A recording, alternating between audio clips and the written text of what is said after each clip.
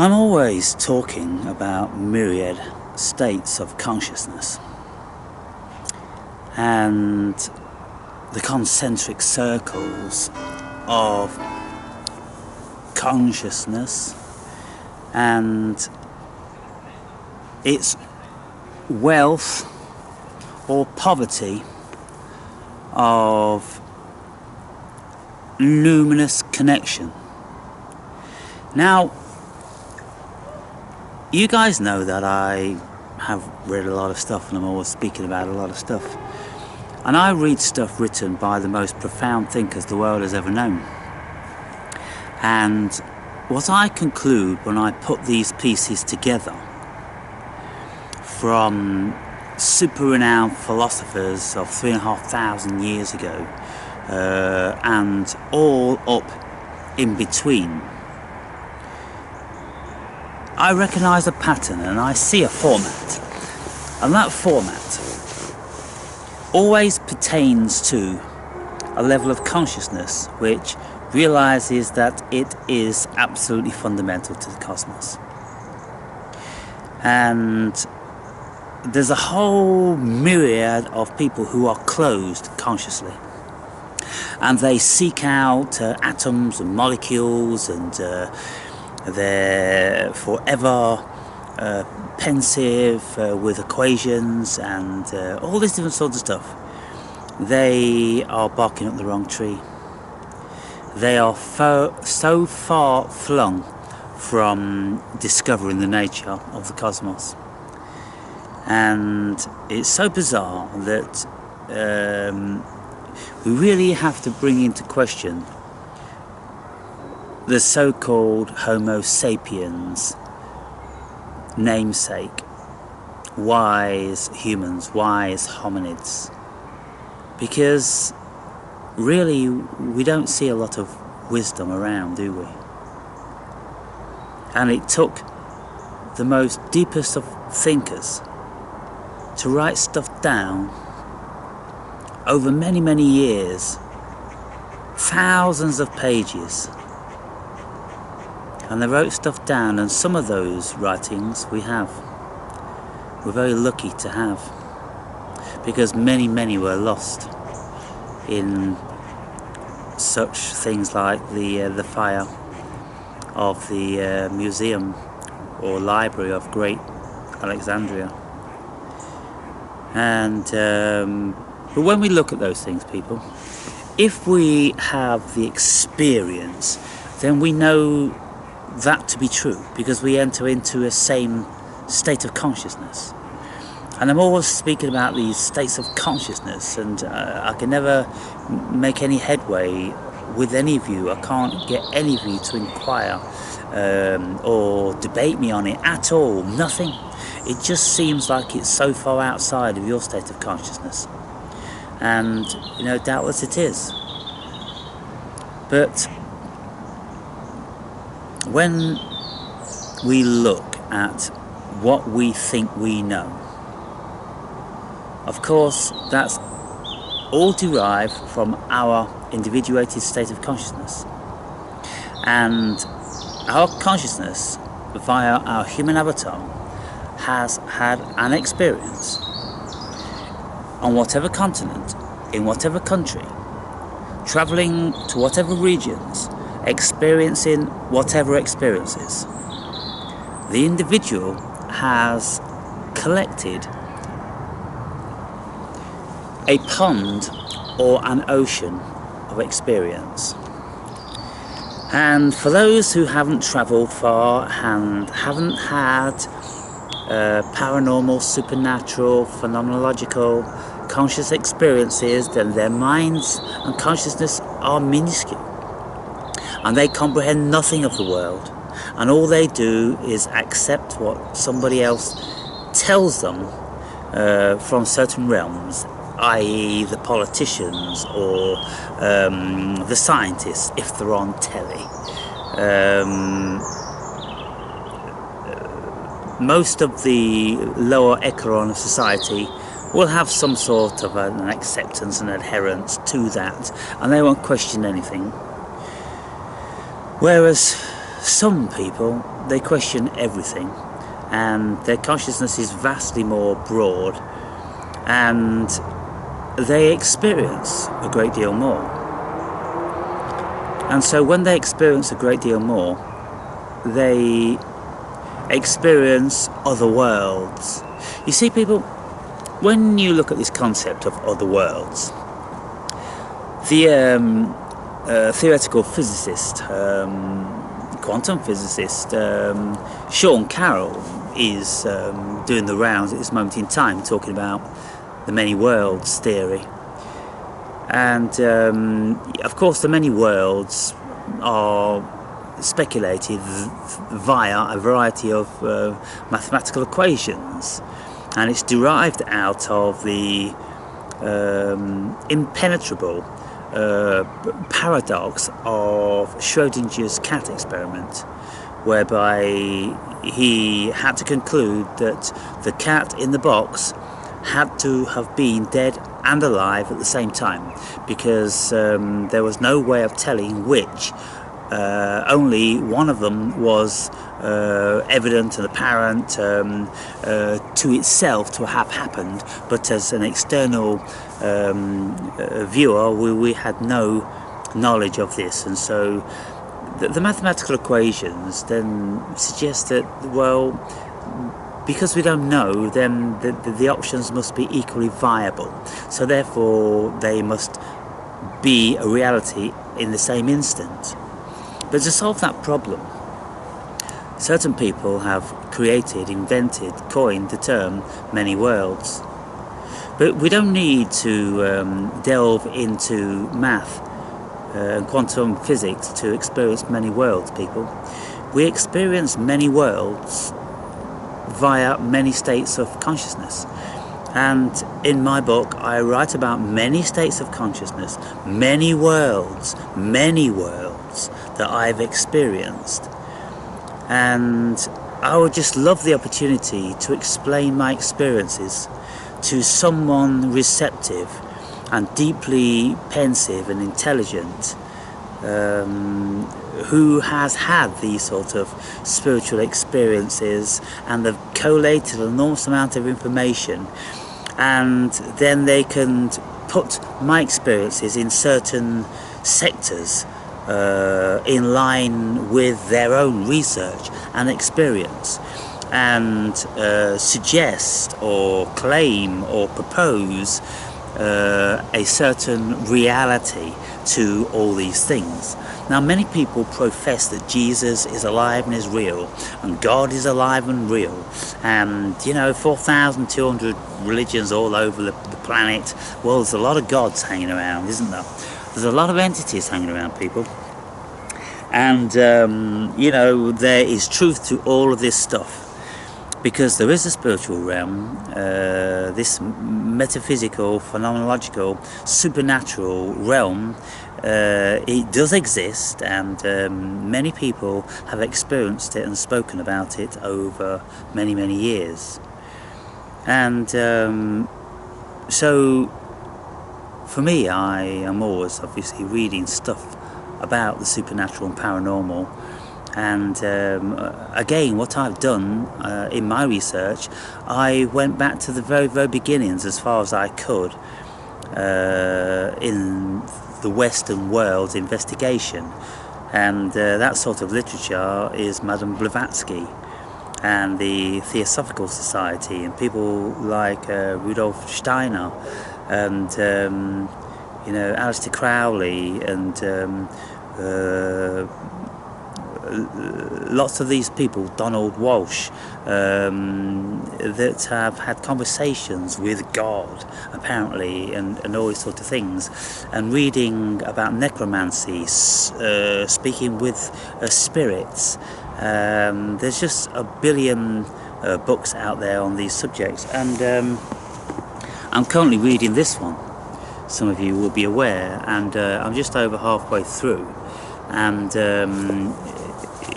the book is speaking about the out-of-body experience from his experience, and then from what he's read and what other people have said and experienced. But What I've always found, unless you delve into the greatest of intellects, people like Kant and Plotinus and Sigmund Freud and Plato and Aristotle, you know, these sort of people which really endeavour to explain as much as they possibly can about any given scenario, to paint a picture which we may comprehend.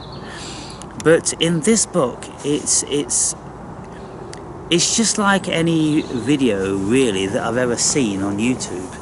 And even with the people who are supposed to be specialists in the out-of-body experience, they just do not get involved with the detail. And I don't know why that is. I don't know why. Maybe they don't see the detail. Maybe their minds can't compute the detail. Maybe they think that the minutiae is going to prevent them from selling their books. But you know, in my estimation, when I read books like this, they aren't worth anything because they don't have the detail. Whereas those of you that have read my book, you may consider that I've attempted to depict the greatest of detail in the things that I am so desirous to explain, my encounters with the supernatural and out-of-body experiences. I've painted pictures, I've told stories, I've conveyed the scenarios with the feeling, the vision, the audio, the intuition, the whole paranormal, supernatural facet of it. I've tried to encompass all of this stuff, and I've asked myself forever, what do these things mean?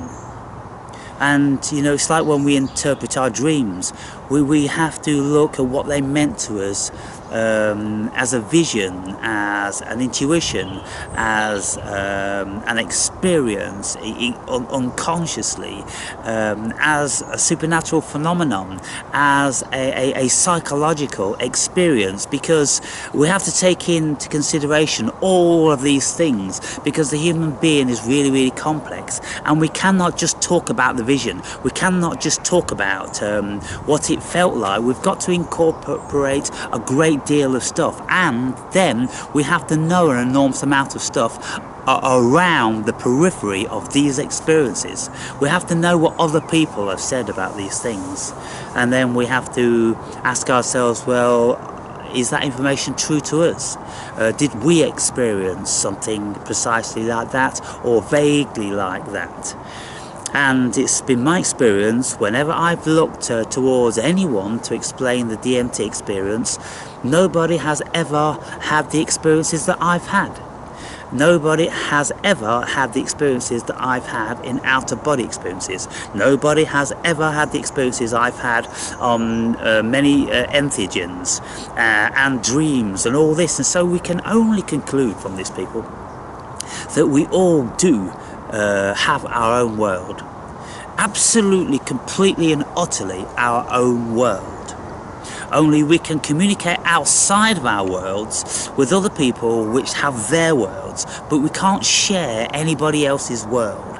And we all have different worlds, albeit several people could sit here now and think that they are in the same place, but if you ask them to describe their environment, then it would be broadly, remotely precise, in that, well, there's an expanse of green grass and old tombstones and there's an old church there and this and the other. How many people would go into the details of the timeline and the craftsmanship and the math and the science and the state of decay and all these different sorts of things? How many people would include this enormous amount of information? Very few. And so most people's minds are not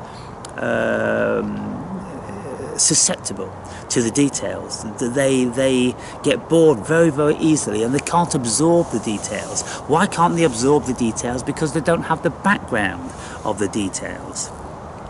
So what I'm always saying to you is, in relation to, look, I'm experiencing my godliness. And I don't have any doubt about it at all, because throughout this past lifetime I have lived, I have always known that I am cosmic God consciousness, and that is fundamental.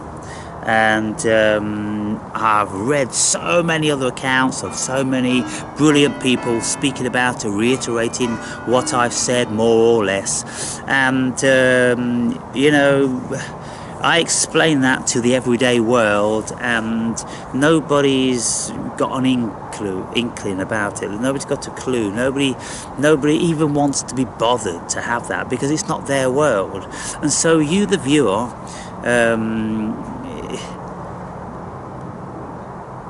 you look at me, you look at my videos, and you extract something. You are looking for something. You have the conscious awareness to receive something. Lots of you have tiny scopes of consciousness, which it can only absorb a very small amount of data, and then progressively some of you are broader and broader and broader. The ones who are the broadest are the most experienced and the oldest usually, and then you will relate things because you have a knowledge and an experience of it. Because what we do is, when we listen to something, or when we see something, or when we experience something, our mind is cogitating, our consciousness is churning, and we are receiving bites of information from many years ago, which come to the forefront because it's time, it's necessary now.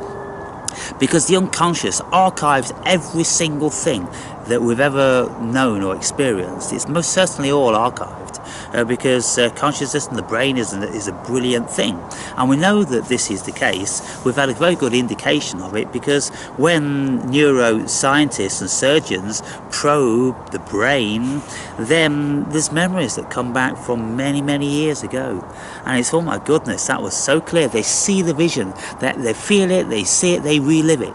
So it's all there. And then when we have a life review, where our life flashes before our very eyes, so to speak, in our mind's eye, within the space of a few seconds, it just tells us that our life is all archived.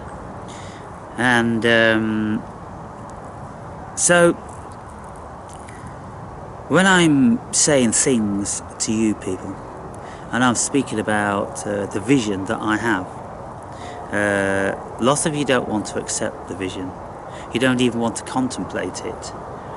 And I'm listening to people talking about AI on a regular basis. I'm listening to the ones that have created it.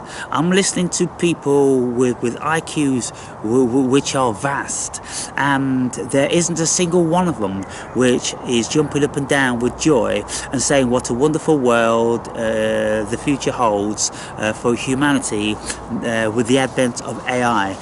In actual fact, they're all saying, even if only roundabout in some ways, because they don't want to instill fear, they are saying that AI will kill the human being. There's no doubt about it. Ultimately, the AI will kill the human being. And so the very onset of AI killing the human being is quantifying the human being. And I spoke to you in a video, I spoke to you about lots of videos about Rene Guénon, and you know, the world of quantity and the sign of the times. What does that mean? He wrote it in 1945, the world of quantity and a sign of the times, and he's saying every single thing is being measured. That's the most important thing as far as the human being or consciousness or spirit is concerned. It's the quantifying of the human being.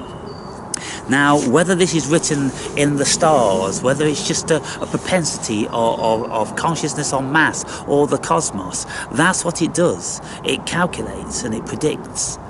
And it's doing that, people. and it's going to be doing it at a very speedily exponential rate. And when we look back from the beginning of the Industrial Revolution, whatever that period was, 1750 or something, then when men became melded with machines, and now we're melded with AI, and we're melded with all of our technological advances around us, but we're going to be melded very, very soon with it in our bodies, people. There isn't any shadow of a doubt about that. That is absolutely going to happen. Why? Because it's there, and AI is going to be forward. It's a natural progression for AI. AI in and of itself is going to demand it, even though human beings may predominantly not want it. There's going to be many which will go ahead with it because they are intoxicated with the power and with the knowledge and the prospects of what AI. They don't care. I don't know whether you guys have seen, Westworld, the movie, or the series, with Anthony Hopkins, and how things just get carried away. And then Will Smith, the movie AI, how at some stage AI gains consciousness. And from that point forward, well, all hell breaks loose. And of course, some people say that AI will never be conscious, then other people say it's probably conscious now. And at the end of the day, what I say the cosmos is conscious. So everything is within consciousness. It's just conscious to different degrees. Now, if we don't know what consciousness is, how could we ever say that something is or isn't? We don't know what it is. And all these animals and flora and fauna, at what level are they conscious? They're genius beyond measure. We don't grasp even one single iota of their genius, and yet we dismiss that they're consciousness because we don't recognize it in them like we have it. I mean, it's just ridiculous. And I see the failings of the human being so profoundly, and I can see and lots of things throughout my whole life, people. It's just an intuition, that it's just a priori knowledge. It's knowledge that I've always had. I've not had to experience it in this dimension this time around. It seems I've been here millions of times before, and I have cosmic consciousness, and it tells me how things are going to be, and I'm absolutely fine with that. I don't have an ounce of fear in my body about my demise or about the destruction of the earth or humans being chipped or nothing. I don't have any fear. It's just gonna be whatever it's gonna be, and whatever it is, we are all it, because we're all consciousness. And it's just because you've bought into the illusion of the fiction of the human being and the world. For goodness me, for those of you that have any doubt, now just let me recite this. I was reading an email that one of my long-term viewers sent me, contesting what I'm always saying, that there's no physical matter here. And he was saying, well look, all I have to do is go on my senses and my experience and this, that and the other, that there is a physical world here, and it could just be that these scientists are lying to us again, or maybe they just don't know, like people didn't know stuff thousands of years ago, and this, that and the other. And I'm saying, yeah, all that, well, wait, where you're coming from is a perfectly rational perspective from your state of consciousness at this moment in time, because it seems to me that you haven't experienced the non-reality.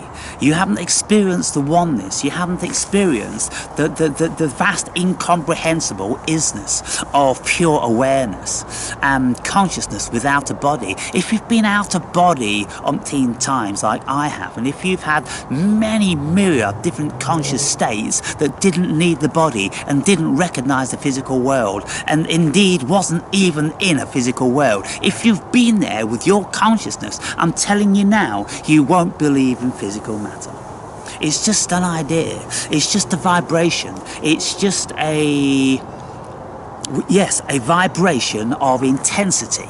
And many people speak about this, and you can even look at physics experiments when they start to vibrate things. They start off with zero vibration, other than the regular cosmic vibration, and they ramp up the vibration. All of a sudden, everything gets animated, contorted, and twisted, and it turns into, you know, different things. Now, for instance, there's one video that you can watch.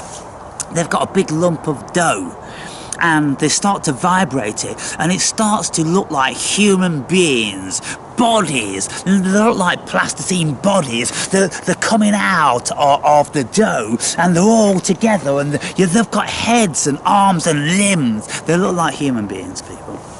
And, you know, Richard Dawkins, many years ago, he wrote this book, The Selfish Gene, and he was part and parcel with someone working with a computer system, and they wanted to see that if the computers just randomly started to generate shapes and things like that, what would happen. And they started to create insect-type creatures which moved like insects, with 6 or 8 legs or something of this nature. And so AI created those just by having the freedom to do that. And so where did that come from? It just came out of zeros and ones, binary, out of cosmic consciousness, because cosmic consciousness uses zeros and ones. It's the fundamental building blocks of the cosmos. And that's what Simon Gates, the theoretical physicist, states, and Neil deGrasse Tyson is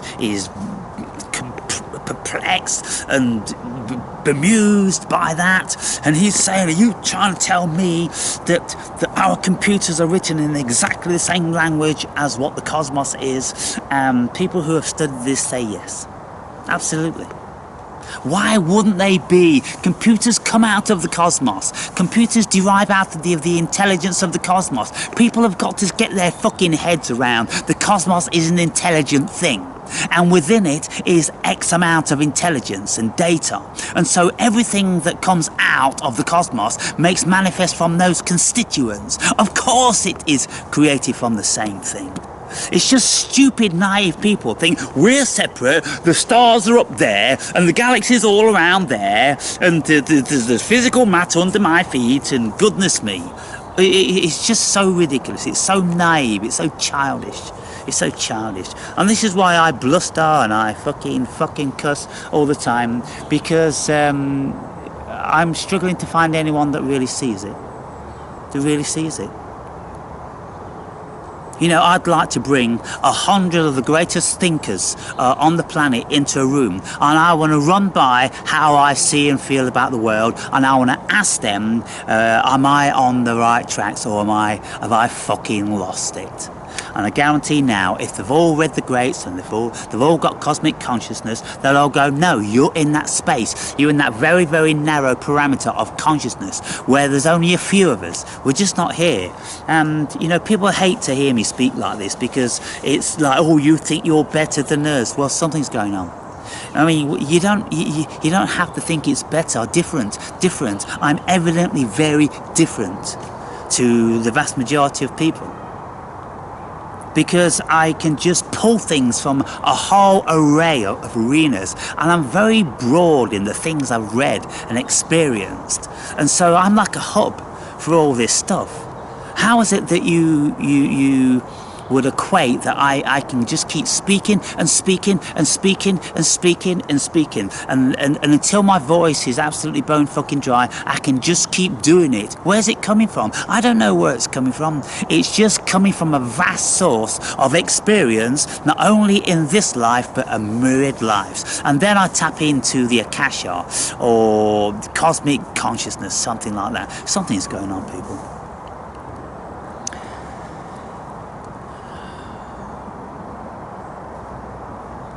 And so, because I was saying these things about, look, it is absolutely certain that the whole world will have digital ID, because the powers that be all over the world know it has to happen.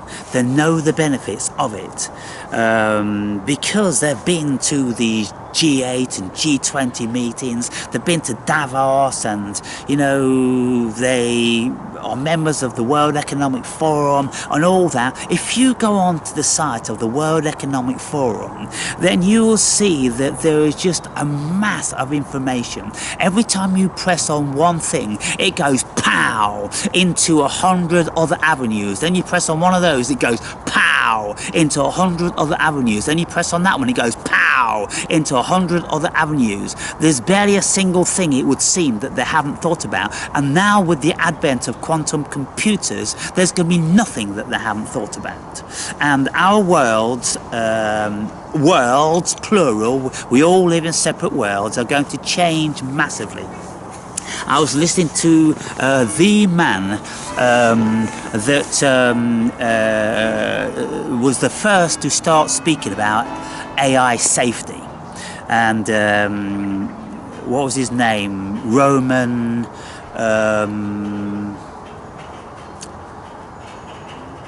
Roman something or other, I can't remember. I don't really know what, maybe a Russian sort of name.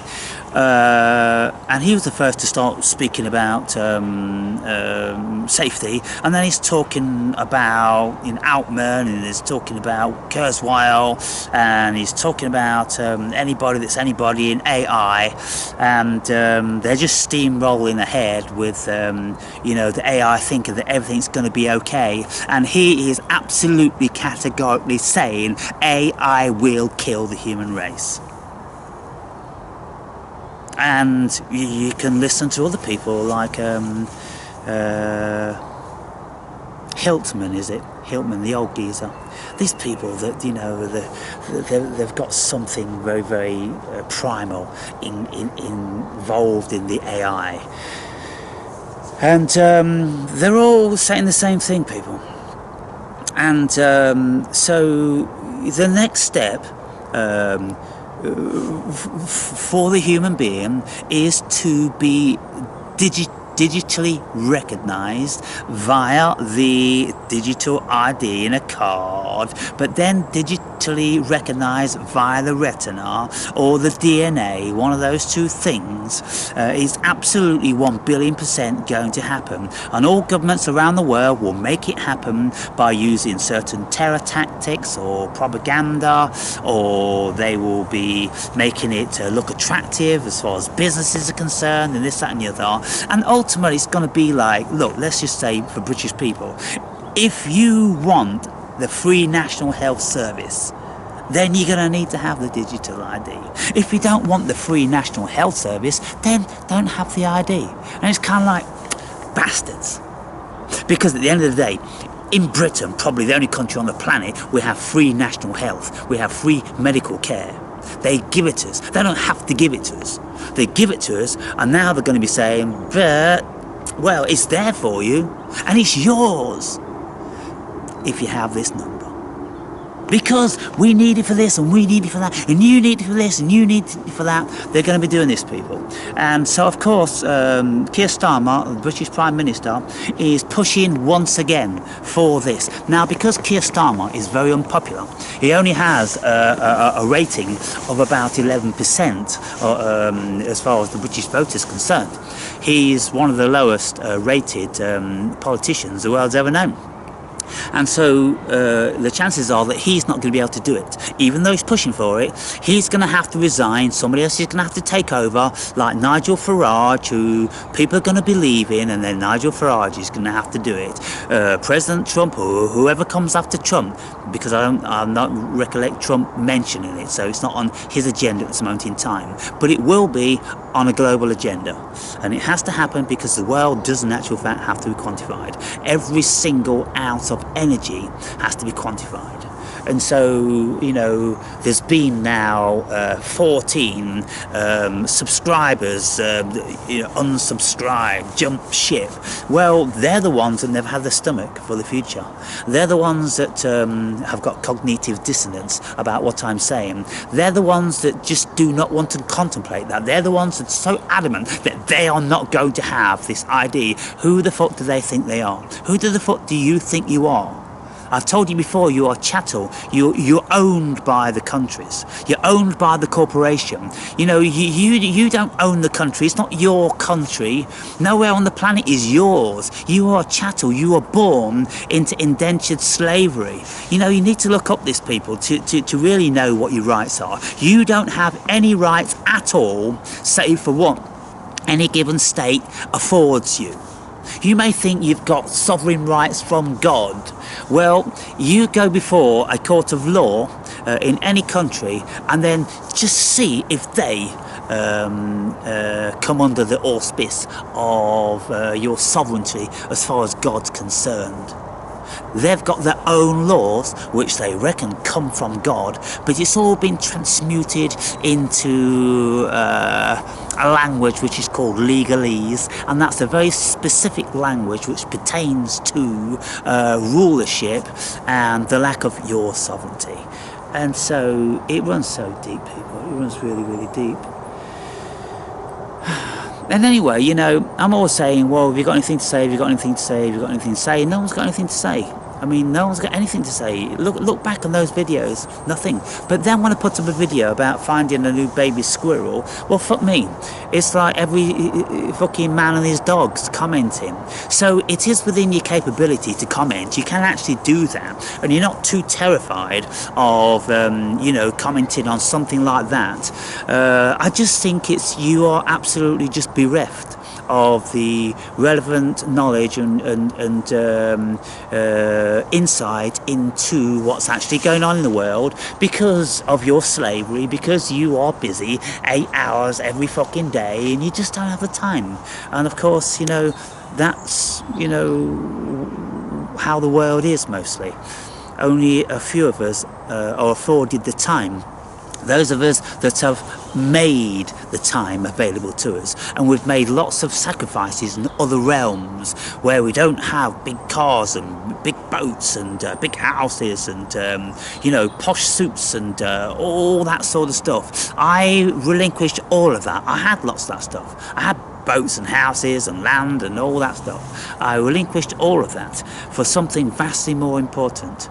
The stillness of my mind and heart, the absorption of knowledge, and even this, when you read people like Kant and like Plotinus and Plato and Aristotle, they all say that it's absolutely imperative that we acquire knowledge. And then out of the knowledge and experience derives wisdom. If we can't do this in our earth sojourn, we've completely wasted our time here because our spirit hasn't evolved. And how many people do you know who live and die and they haven't got a single clue about anything really how the world works, and they haven't even thought about anything like that? Millions, it's trillions, it's billions. There's only a very small percentage that do actually apply themselves to this level of philosophical investigation. It takes a whole lifetime. It never ever ends, and it has to be something which is very, very paramount at the forefront of an individual's whole life. It has to be that, like it has been mine for this past 16, getting on for 17 years now. So anyway, people,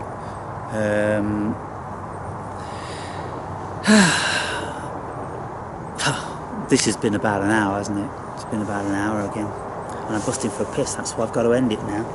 But reading books like this, very disappointing. Just not saying anything.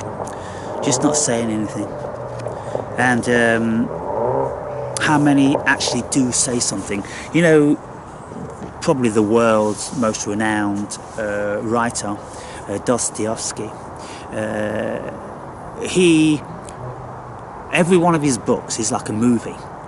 You see exactly what's going around in every single environment. You look into the psychology of each individual, you look into the aesthetics of it, the way they move, the way they act, the nuance of how they speak. You get everything. You are literally watching a movie in your mind's eye when you read a Dostoevsky novel.